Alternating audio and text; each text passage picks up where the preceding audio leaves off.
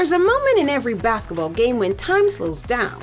A ball arcs through the air, a defender positions himself, and an attacker takes flight. See, some dunks are routine, just 2 points on the board. Others are posters, the kind that silences arenas, turns defenders into memes, and echoes in the history of NBA forever.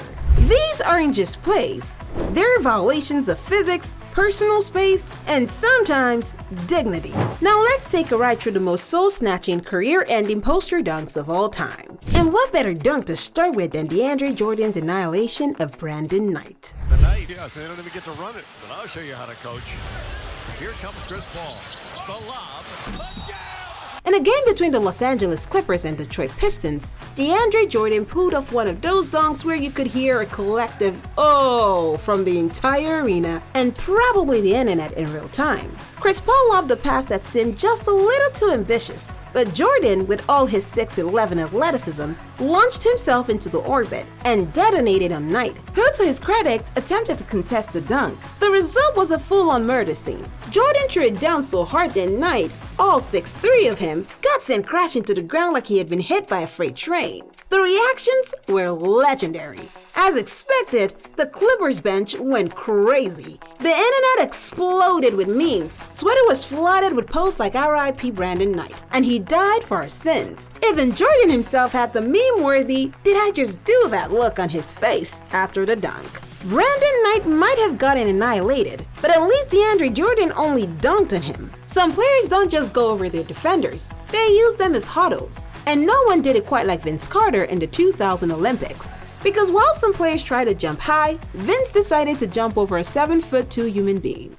Dunks come in different levels of disrespect. Some are powerful, some are flashy, and then there's the kind where you literally use another person as a huddle. That's exactly what Vince Carter did to Francis Frederick Weiss during the 2000 Sydney Olympics. Carter stole the ball, took 2 dribbles, and instead of going around the 7'2" center, he decided to jump over him. Not just a little, not just a clip-the-shoulder situation, but a full-blown Olympic-level track and field leap over a grown man. The moment was so insane that Team USA's Kevin Garnett nearly lost his mind on the sideline, and Frederick Weiss, let's just say this dunk haunted his career. The French media literally called it "le dunk de la mort," which means the dunk of death. Vince Carter jumped over a 7'2" human being like he was clearing a huddle at the Olympics. No one did it better than LeBron James in 2013 when he turned Jason Terry into a permanent meme. Tonight, Jason Terry, good defense.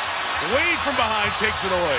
Chalmers, Cole, James! Whoa! Jason Terry called himself the Jet, but on March 18, 2013, he found out what happens when you run into a 6'9", 250-pound freight train at full speed. The setup was a nasty Miami Heat fast break. Dwayne Wade tipped a pass to Mario Chalmers, who lobbed it up for LeBron. And poor Jason Terry was in the wrong place at the absolute worst time. LeBron caught the lob mid-air, hammered it down over Terry's soul, and then casually stepped over him like he wasn't even there. The dunk itself was nasty enough, but the aftermath was pure destruction. Terry lay on the floor like he had just seen his life flash before his eyes, and LeBron's expression, as you would expect from the king, was straight up disrespect. And if that wasn't bad enough, Terry later admitted that people still send him clips of the dunk. Imagine being reminded that LeBron James turned you into a historic NBA casualty every morning. And who better to follow up LeBron's dunk than his evil twin, Dwayne Wade? If LeBron was all about sheer power, Wade brought finesse, speed, and just the right amount of disrespect. And in 2009, he gave his former teammate, Anderson Varejao, a front row seat to his villain arc. Looking for contact from Jermaine O'Neal, got a piece of it. Wade, facial! Yes, and a foul! Wade going right. Anderson Varejao got physically removed from the pen like he was trespassing on private property. It all went down on November 12, 2009, when Wade came storming down the lane against the Cavs. LeBron was on the other side, but Wade didn't care. He had one mission: destruction. Wade took flight, cocked the ball back, and absolutely detonated over the 6'11" Varejao. But the dunk itself was only half the story because After contact, Virgil went flying backwards, stumbled to the ground, and slid like someone had yanked a rug out from under him. Anderson Virgil didn't just get dunked on, he got relocated. But if you think getting thrown down to the ground is bad, imagine getting turned into a human springboard. Let's walk back to 2010 with Blake Griffin and his favorite in-game trampoline, Timofey Mozgov. Amazing, this young man's athleticism. Randy Foy brings the ball ahead. Around the Griffin screen, pick, roll, slam dunk! Oh me, oh my, what a play! Before getting posterized was a common term, there was getting Mozgoved. And for that, we can thank Blake Griffin, who in 2010 decided that Timofey Mozgov's entire existence belonged on a highlight reel. It was a lob pass that was too low, but this was prime Blake Griffin. So instead of catching and dunking like a normal human being, he turned the ball into a volley spike. Except the net was Mozgov's soul. Blake never touched the rim. He just threw the ball through the hoop with so much force that Mozgov basically ceased to be a factor in play or life. And as if one humiliation wasn't enough, Blake dunked on him again a few possessions later. Same game, same victim, the same "why am I even here" expression on Mozgov's face. Timofey Mozgov may have been the original poster boy for getting dunked into NBA history, but at least Blake Griffin needed two hands to do it. Some guys don't even need both hands, just sheer athleticism and the audacity to challenge gravity itself. And if we're talking about players with no regard for human life, let's fast forward to 2023, when Ja Morant decided that Ja was just an obstacle in his path to stratosphere. Pick and roll, Morant. Oh, my word!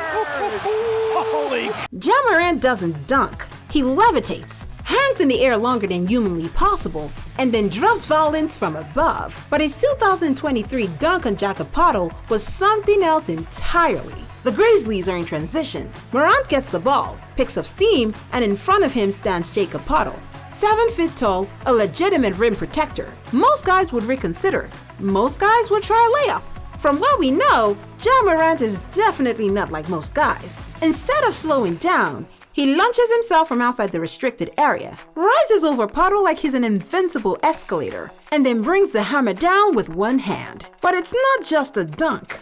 It's a statement. Morant doesn't just clear Poeltl, he powers through him, slamming the ball down like he's enforcing the law of gravity itself. The internet immediately goes into a jar-induced frenzy, and Poeltl, well, he became another victim on Ja's ever-growing list of "don't jump with me" lessons.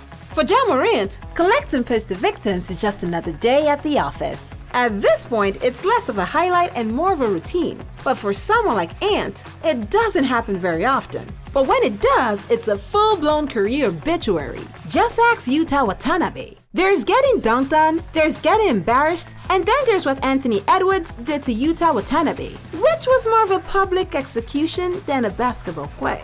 The Minnesota Timberwolves were facing the Toronto Raptors, and Ant was just a rookie, but nobody told him rookies were supposed to wait their turn. Late in the third quarter, Edwards caught the ball in the corner, took one explosive dribble toward the rim, and saw Watanabe sliding over for help. Ant took flight, caught the ball back to another time zone, and destroyed Watanabe's soul, dignity, and possibly his will to play defense ever again. The impact was so violent that even the crowd reacted like they had just witnessed a crime scene. Edwards didn't just dunk over Watanabe, he threw him out of existence like an overused My Player Butte. And the worst part was that Edwards didn't even realize how bad it was. In the post-game interview, when asked about the dunk, he shrugged and said, "I didn't even make the and one, so I don't care." That's right, he turned someone into a meme and acted like it was just another day at work.